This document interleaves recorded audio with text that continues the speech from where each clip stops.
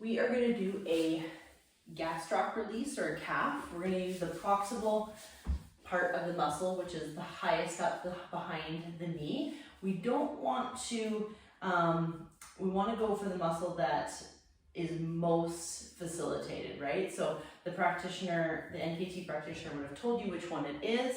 So we want to go for that tender spot, and a little bit below that tender spot, you're going to find your trigger points. So taking your tune-up ball, okay, shy away from lacrosse balls. They're a little bit too aggressive, and we have a lot of nerve and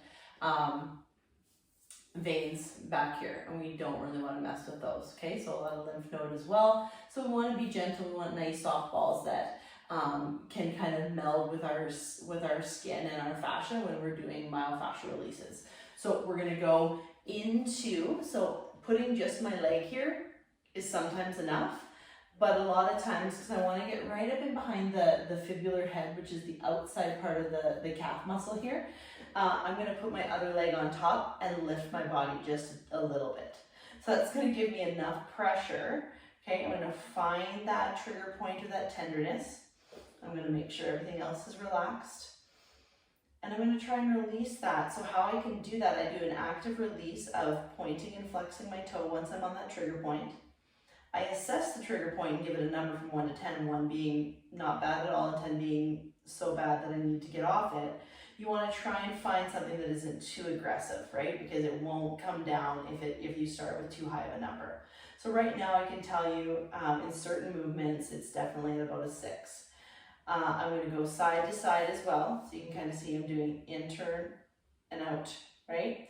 So eversion and inversion, and I'm pointing and I'm flexing.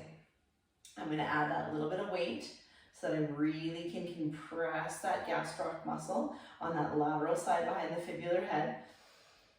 And breathe.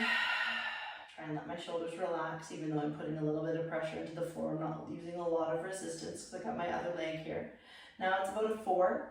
So it sometimes takes anywhere between 2 to 3 minutes to get a release of the muscle. If the number is going up from when you started, please get off, find another spot, or seek your NKT practitioner again and just verify what exactly it is that you're releasing to make sure that you're on the right spot.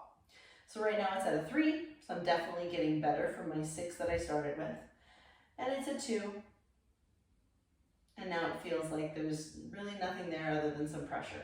So that's where you want to be. You're going to just gently let go of that. Move the ankle around a little bit. And then go do the activation that the NKT practitioner suggested you do with that pair.